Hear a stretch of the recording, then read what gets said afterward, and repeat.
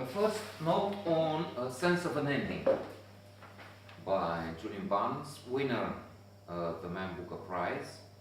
And from what I've seen, adapted for the big screen and soon to be released in the spring, actually. I'm thinking. Excellent work. I didn't know. Even if I have started reading Flaubert's Parrot and liked it, for some reason I forgot which, I changed the reading material, and even if that's included, Flaubert's Parrot is included by the Guardian on the list of best 100 comedies or something like that. A list of very good comedies, the best. 100. I think 100. I don't think they have a list of 1,000. There is a list of 1,000 films as best films compiled by the New York Times. The hero is likable, interesting, funny, witty. I can relate with and identify with, especially since he, at one point, in the first part, I'm not saying anything even remotely about the end, no spoiler alert. I have only reached about half the work, which is short. Alas, in a way, it will soon be over. So I have no idea about it yet. At one point in this first part, Anthony Webster reaches the age of about 60.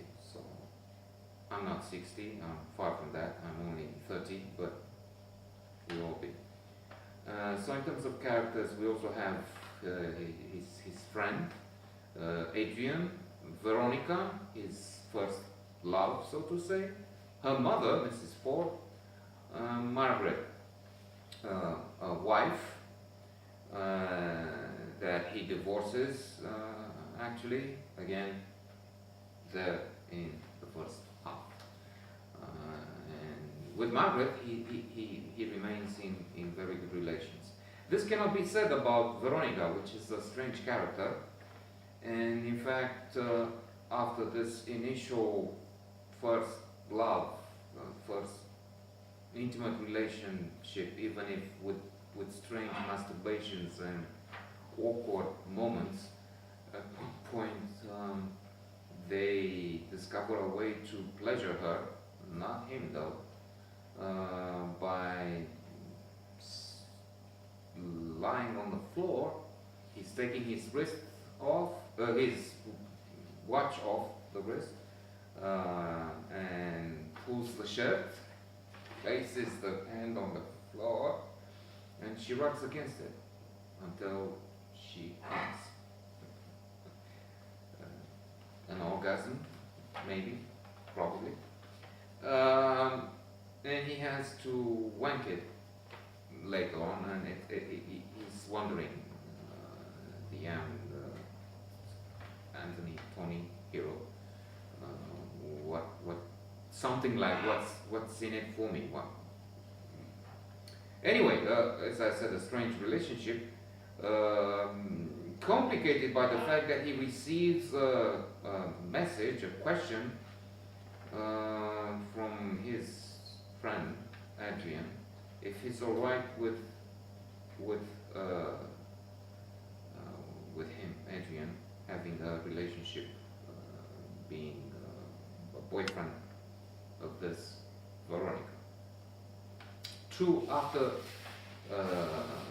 Tony, hero, and Veronica had already separated, but it's strange. Later on, he will get an inheritance from Veronica's mother, sort of, 500 pounds only. As the narrator is saying, a strange sum, not small enough to be negligible and not important enough to be worthy. And with that, there is a document, which is Adrian's diary. So mystery is thickening, and the plot is taking us to unexpected realms, even if I have no idea yet what will happen, because I'm still nearly halfway there.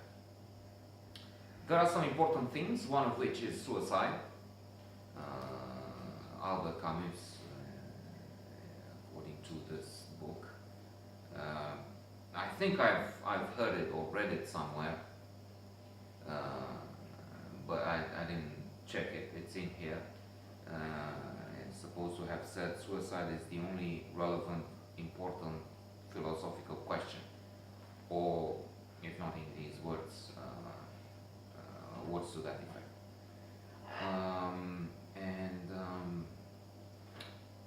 The aforementioned intimacy between Veronica and the hero, the protagonist, is even more unusual, outre, when in fact they have sex, make love, I doubt, only after the breakup. Before that, they have done what I described on the floor and variations of that.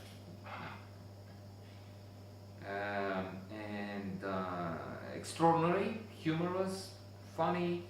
I mean, humorous, funny. Well, it's the same thing.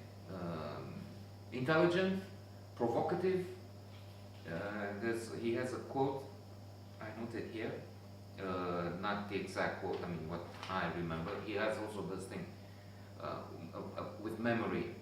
It's what we remember with events. It's the memory of what we thought. And interesting, complicated.